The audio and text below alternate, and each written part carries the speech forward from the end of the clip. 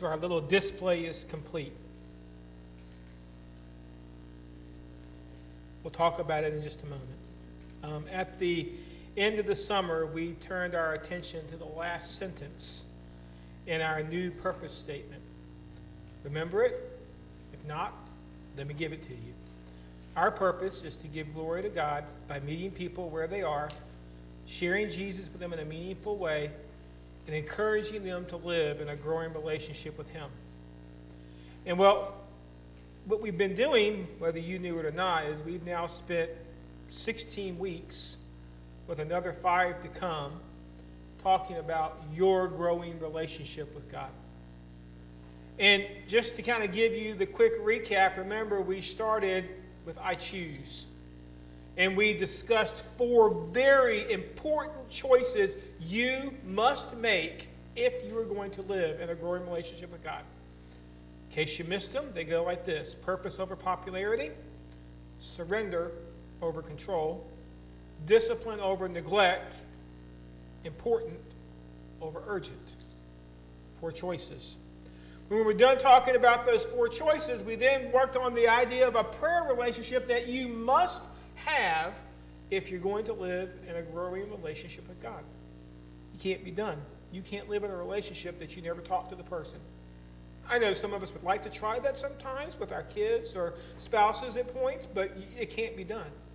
A relationship requires us to communicate, and prayer is the way God has chosen for us to communicate. Now, next week, we're going to start a brand new sermon series, and it's called Selfie-Centered. And you know what we're going to do? We're going to talk about how to refocus our lives into a growing relationship with Christ. And well, what we've been doing for the past month is we've been talking about this idea of I quit.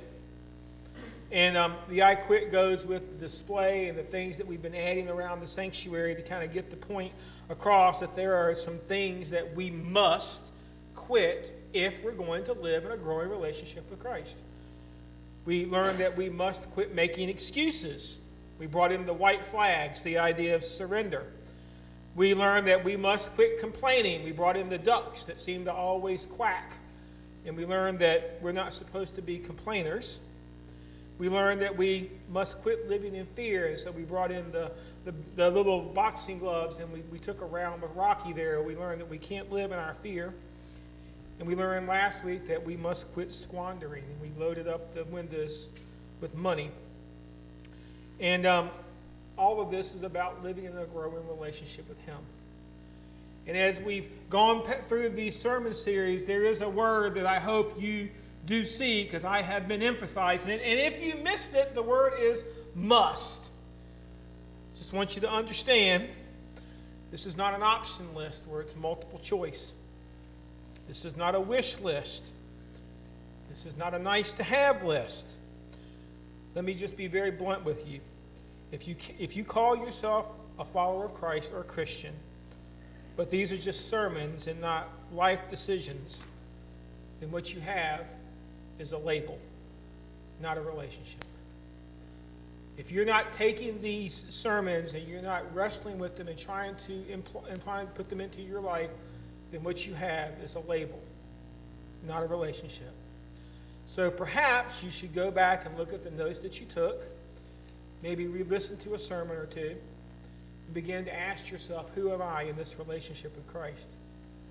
But when you ask, remember, you must. You must. So that brings us to the video clip that I showed you at the beginning in Buzz and Woody. And honestly, my kids are wondering, Dad, what took you so long? I'm about to finish my 8th year here at this church. And if you just do the math, that means we're talking about 400 sermons. And this is the first appearance of Buzz and Woody. And if you're thinking, why is that just strange? Well, if you have no idea who those characters are, you have my deepest sympathy, because you have missed one of the most endearing stories that you'd ever want to see when it comes to what it means to belong. And, well, in this clip that you just saw, Buzz and Woody had found themselves in a very difficult situation because they are in Sid's room. Now, if you don't know who Sid is, it's really simple. Sid is a child that likes to torture toys. Hence the reason Woody is trapped in a cage and Buzz has a rocket strapped to his back, because his intent is to destroy them. But you do understand, they don't belong to sin. You see, they ended up in this situation because of actions that was happening into their life. And as we begin to eavesdrop into their conversation, we begin to realize that Buzz and Woody both have the same problem with different symptoms. And it's a problem that all of us tend to have also. See, as we begin to listen to their conversation, Buzz is all upset. Well, why is he upset? Well, Buzz Lightyear is an action figure, but he has now just discovered he's not the real Buzz Lightyear. He thought he was the real deal. He just thought he was Buzz Lightyear. He spent the entire movie trying to convince everybody, I am the real Buzz Lightyear. The problem is that he happened by a television commercial, and he saw himself being advertised. And so now he's all distraught because he's not the real deal. And the funny thing is Woody is the veteran of Andy's room. Woody's been around since Andy was in kindergarten. He's a very old toy. He's a hand-me-down. He actually came from Andy's dad. And Woody gives a very nice speech about the value of being Andy's toy. But did you notice what happened as he began to talk? And he talked, and he talked, and he talked. And then he realized, well, I'm just an old toy. I can only do one thing. I don't have all your cool gadgets. I can't glow in the dark. I only get to say one thing. I don't have all the stuff that's out there. And Andy and Buzz both come to the same conclusion. Why would Andy want to play with me? And do you see what's happened?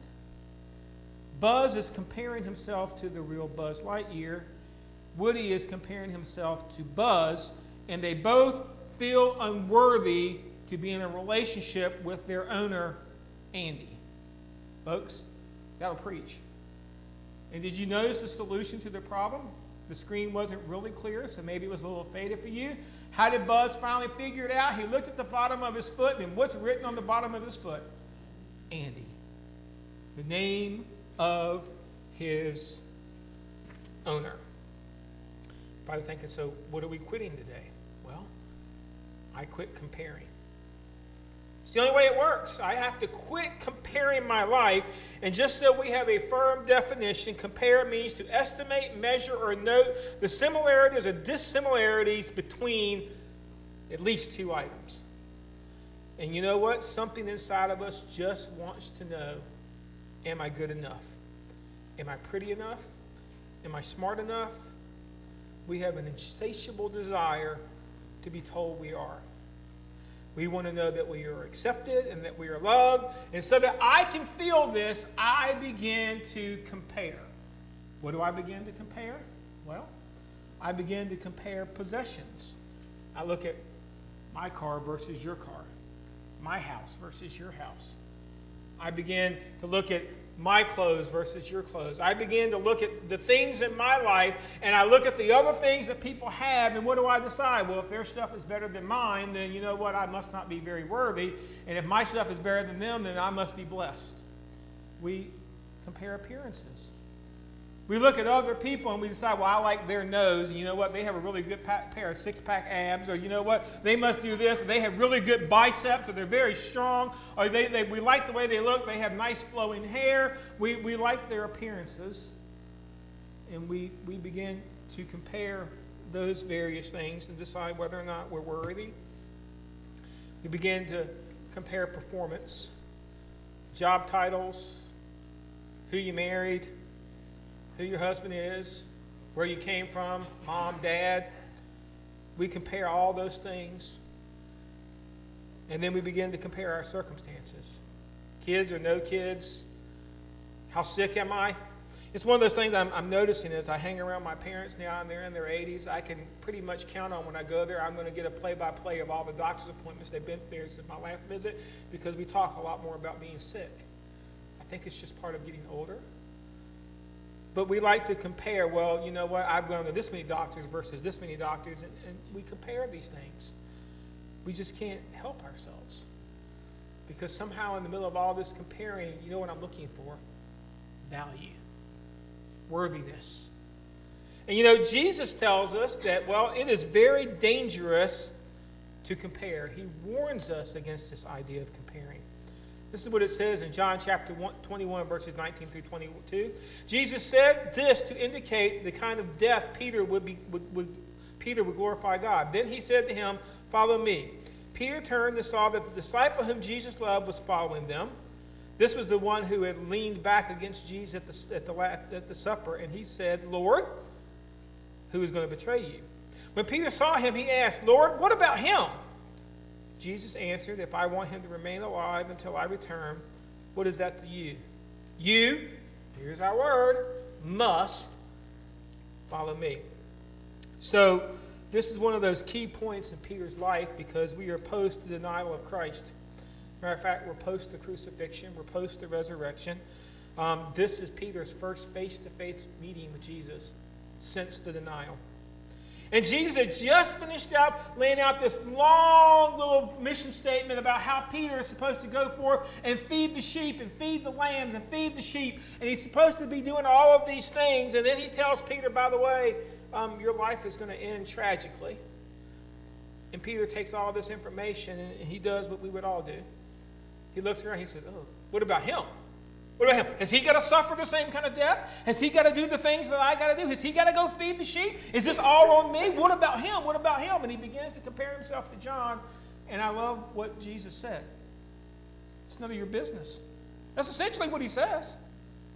You don't worry about John. You worry about Peter.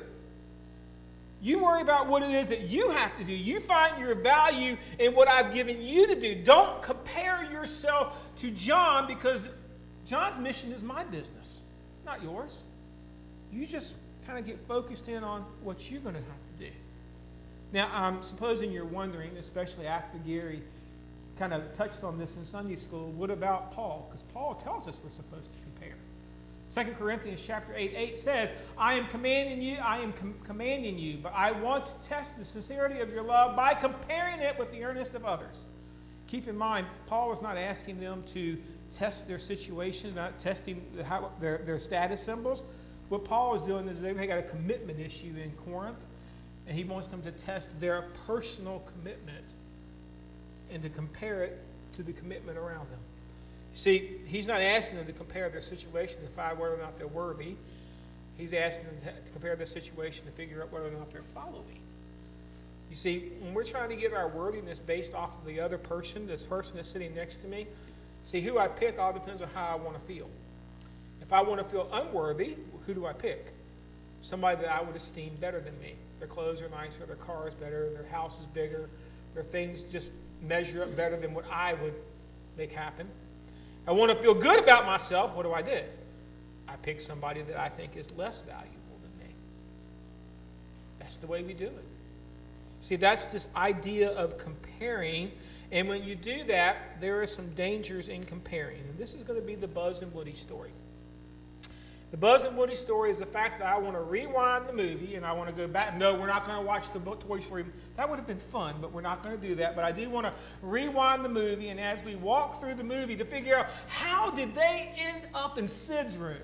They didn't volunteer. Trust me. They say, hey, take me to Sid's house, because they knew what happened. How did they end up there? I want to rewind the movie, and I want to walk back through, and as we are walking through this movie, we're going to find out some things about when we compare what happens to our life. What are the dangers that are out there? And the first thing that we find is, comparing is the death of contentment. Woody's life was perfect. He had been the center of Andy's room, and even the room was decorated in a cowboy theme. He went everywhere with Andy. He never left the house without him. He had a special place in Andy's room, right there on Andy's bed. Everybody else got stuffed in the toy box or under the shelves, but he had the prime real estate position. Enter Buzz Lightyear, and he was a gift from Andy's mom. The moment he arrived in the room, Woody was pushed from the bed and ended up underneath the bed with all of the dust bunnies. He told himself it was just a phase, that he was still Andy's favorite toy. To give it time, everything will get back to normal. But as time passed, Andy's room began to transform. Down came the cowboy pictures, and up went the Space Ranger pictures. Off came the cowboy comforter, and on went the Buzz Lightyear comforter. Woody found himself being left behind. He started spending his nights in the toy box, while Buzz got the cushy position on the bed. he was afraid Andy was going to forget him. You see, the problem is Woody forgot his purpose. I mean, it was great. I loved the speeches. He was always giving toy speeches about how they were there to please the kid, how they were there to be there for Andy. And it all worked okay as long as Woody had his own special spot. As long as the song that was being sung was "You Got a Friend in Me," and the songs that he knew, Woody was all good.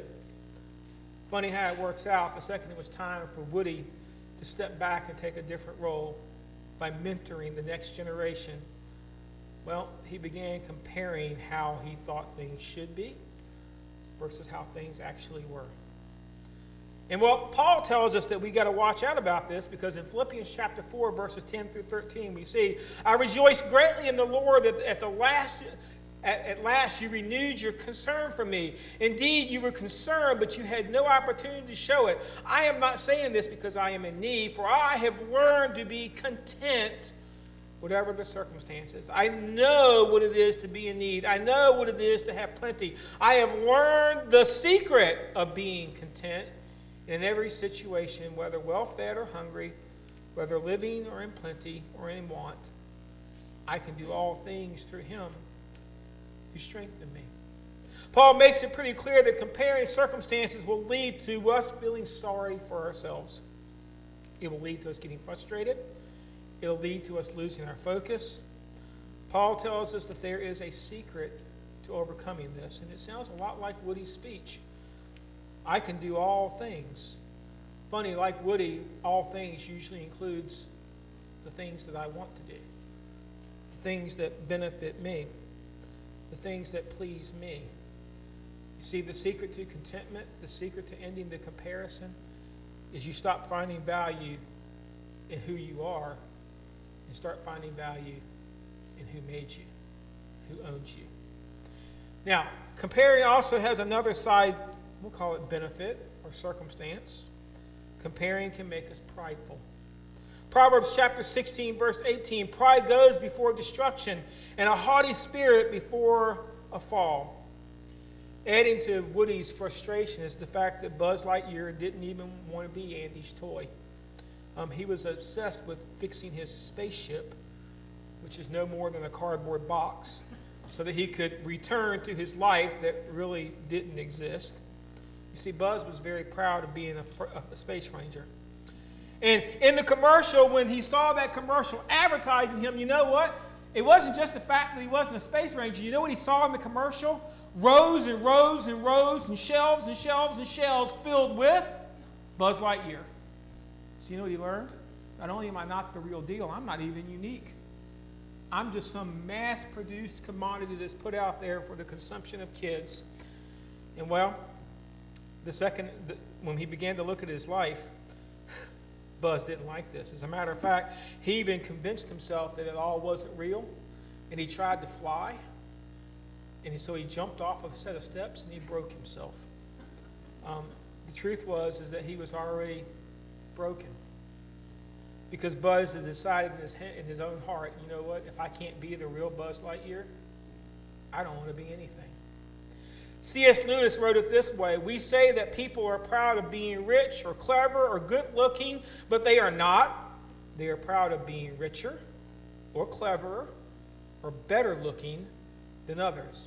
If everyone else became equally rich or clever or good-looking, there would be nothing to be proud about." So this idea that I can look and I can compare myself to somebody else, it gives me this basis to say, I am somebody. I am something. And now you know what I've done. Look at me. Look at me. I'm here. I've arrived. Look at me. That's what this comparing is really all about. And the problem is I continue to look and I continue to look and I continue to look and I continue to compare. Eventually my comparison moves on from just making me prideful. It makes me resentful. Now, how did they end up in Sid's room? Here's the funny part of the movie. It all started when Andy's family was going to be going to Pizza Planet. And Andy's mom told him you can only take one toy. Who's he going to pick? Honestly, who's he going to pick? He's going to pick the newfangled, shiny, glow-in-the-dark, and talks and makes the cool whoosh helmet statement. Right? He's going to pick Buzz Lightyear. And Woody is thinking, man, I sure would like to take another trip. So Woody hatches a plan to make Buzz temporarily unavailable. The only problem is in the middle of the plan, it all goes sideways, and Buzz ends up going out the window. The other toys in the room are horrified, and it forces Woody to come up with another plan because now, and he does get to go to Pizza Planet because he's the only toy now there, so he gets picked, but he can't enjoy the whole trip because now he's got to make a plan about how is he going to fix the issue that he's created. Interesting enough, Buzz survived this fall. He catches up with Woody and Andy at the Pizza Planet. They begin to argue, and now they both get separated from Andy. And when we find them in this little video clip, Buzz is strapped to a rocket for destruction, and Woody is trapped. Man, can you not feel us sometimes in this situation? Because I am resentful and because I am comparing my life to everybody else, then you know what? I just want to be first. Just once I want to win. Just once I want to be the person at the front. And so I make this plan, and I hatch the plan, and the plan goes sideways, and, well, I end up in perilous situations. And, well, you know, there is actually a biblical Buzz and Woody. We call them Saul and David. 1 Samuel chapter 18, verses 6 through 9 tells us a story that looks very similar. When the men were returning home after David had killed the Philistine, the women came out from all the towns of Israel to meet King Saul with singing and dancing, with joyous songs, with trembles and lyres. As they danced, they sang, Saul has slain his thousands, and David his 10,000s. Saul was very angry at this refrain, displeased him greatly. They have credited David with tens of thousands, he thought, but me with only thousands. What more can he get but the kingdom? And from that time on, Saul kept a close eye on David. Saul was king. He had a castle. He had a palace. He had everything. He had people serving him and waiting him. And what could he only think about? David. After all, those people said that I only killed 1,000 and David killed them. I should go down in history better than David. You know, the sad thing is if you go through and you read the second part of Saul's career as king, it's tragic. Because he spends the entire rest of his life trying to hunt down David instead of being the king that God wanted him to be. He ends up tying himself to a destructive rocket of comparison, trying to be better when he already was exactly the God created him to be. And tell me we don't get caught into this. We look at what somebody is doing in their life and we just want to be upset about it. I wonder how much ministry to the lost gets pushed out the window, just like Buzz, because we're busy living in comparison, battling over what we want instead of what God commanded us. You see, this comparison thing is serious business, and we have to quit. Because ultimately, comparison makes us divisive. A verse we seem to run across a lot. James chapter 4, verses 1 through 3. What causes fights and quarrel among you? Don't they come from your desires that battle within you? You desire, but you do not have, so you kill. You covet, but you cannot get what you want. So you quarrel and fight, and you do not have because you do not ask God. When you ask, you do not receive because you ask with wrong motives, that you may spend what you have on your pleasures. So here's Buzz and Woody, and they're trapped in this room. And it all could have been avoided, couldn't it? I mean, if they had just not compared themselves to each other, if Buzz had just decided, you know what, I'm satisfied with being a toy because you know what, I'm loved by Andy. If Woody had just decided in his heart, you know what, I had my day on the bed, and I understand Andy is changing, and maybe I need to take a different role in Andy's life. I can't just always be the person in the center of attention. Sometimes things just change. And while I don't like them, sometimes I have to allow them. Otherwise, it begins me doing the most dangerous thing that we do. We compare this day to what? The good old days. We're not the only ones in the Bible to do that. The Israelites did that. Every time they got into trouble, you know what they wanted to do? Compare themselves to when I was living in Egypt, how things were, how good things were. They forget They were slaves. You see, this idea is we must quit or we're going to end up trapped and destroyed. God tells us this. George MacDonald, one of C.S. Lewis' mentors, put it this way: I would rather be what God chose to make me than the most glorious creature that I could ever think of. For to have been thought about, born in God's thought, and then made by God is the dearest and grandest and most precious thing in all of thinking. See, we have to figure out we're valuable because of who we are? No. Because of what I've done? No. Because of God.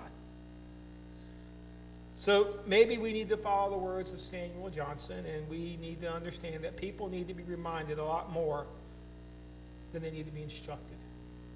I don't need to give you a lesson on how not to compare. You already probably have the answers. It's all about focus. But I do to remind you that, you know what? Remember what you have. Look at your life. How much has God blessed you? And I'm not just talking about the car and the house and the relationship. Look at your life, folks. We celebrate communion. How much has God blessed your life? He was willing to die for you so that you could have this relationship. And then remember who you are. And not who I am by my last name, or not who I am by where I live, and not who I am by where I graduated college or my job title. Remember who you are and find your value in your Creator, not others. This is what Psalm chapter 129, verses 13 through 16 says. For you created my inmost being. You knit me together in my mother's womb. I praise you because I am fearfully and wonderfully made. Your works are wonderful. I know that full well my frame was not hidden from you when I was made in the secret place, when I was woven together in the depths of the earth. Your eyes saw my unformed body, and all the days ordained for me were written in your book before one of them came to be. I find great calmness in that verse. You know why I can't compare? Okay, a lot of you are going to be thankful for this. I am unique. There is not another Barry like me on the planet. Again, many of you are thankful for that. But you know what? I am unique. I can't compare myself to Gary because you know what? We're different. Gary is unique. Marty is unique. Steve is unique. Sherry is unique. Nancy is unique. We're all unique. We can't compare ourselves because God put us together differently. You were made by God. Now think about that for a second. God is perfect and God doesn't make mistakes. And therefore, if you were designed and made by God, nothing about you is a mistake. Everything in your life, God put there for a reason. And He saw the finished product before you even began to live your life. It says He ordained your days. So this is what I want to do as we close this service this morning. I want to remind you who you are. And I know you're all out of blanks, so you can put your pens down. You can just look at the screen. Because I just want you to remember these 12 significant things about who you are. You are loved, according to John chapter 3, verse 3. You are accepted, according to Ephesians chapter 1, verse 6. You are a child of God, according to John chapter 1, verse 12. You are joint heir with Christ, according to Romans chapter 8, verse 17. You are a member of Christ's body, according to 1 Corinthians chapter 12, verse 27. You are a saint, according to Ephesians chapter 1, 1. You are redeemed and forgiven, according to Colossians chapter 1, verse 14. You are complete in Jesus Christ, according to Colossians chapter 2, verse 10. You are free from condemnation, according to Romans chapter 8, verse 1. You are a new creation because I am in Christ, or you are in Christ, according to 2 Corinthians chapter 5, verse 17. You are chosen of God, holy and dearly loved, according to Colossians chapter 3, verse 12. You are God's workmanship, according to Ephesians chapter 2, verse 10. What else do you need to compare? Do you not understand just how valuable you are to your owner? How do I quit? I start living my life for my owner and not myself. Did you not notice that with all of these I quits? I quit making excuses. That means I need to put my excuses to the side. I quit complaining, so I have to put my opinions to the side. I'm going to quit living in fear, so I have to put my fears to the side. I'm going to quit squandering, so I have to put my habits that I put for squandering and wasting my resources to the side. I'm going to quit comparing, so I have to put my value to the side and focus it on God. If you wanted to sum up this little display and we wanted to say, what must we quit? I must quit me. You get it? I must quit me. This can't be about me. As Woody told Buzz, and we'll hear this again if you want to go get the 4 movies and put them together, this theme keeps coming up and up and up and over and over and over. You belong to somebody. For Buzz and Woody, it was Andy. And the moment they looked at the bottom of their boot and they saw Andy across their foot, you know what? I'm valuable not because I can do a good trick, not because my helmet goes whoosh, not because I can talk, not because I'm old, not because I'm young. I am valuable because for God so loved the world that he gave his only begotten Son, that whosoever believes in me shall not perish but have everlasting life. For God loves me. That makes you valuable. And you are valuable enough that God was going to say you are worth dying for. So what do you need to compare? You are uniquely loved by the Creator of the universe.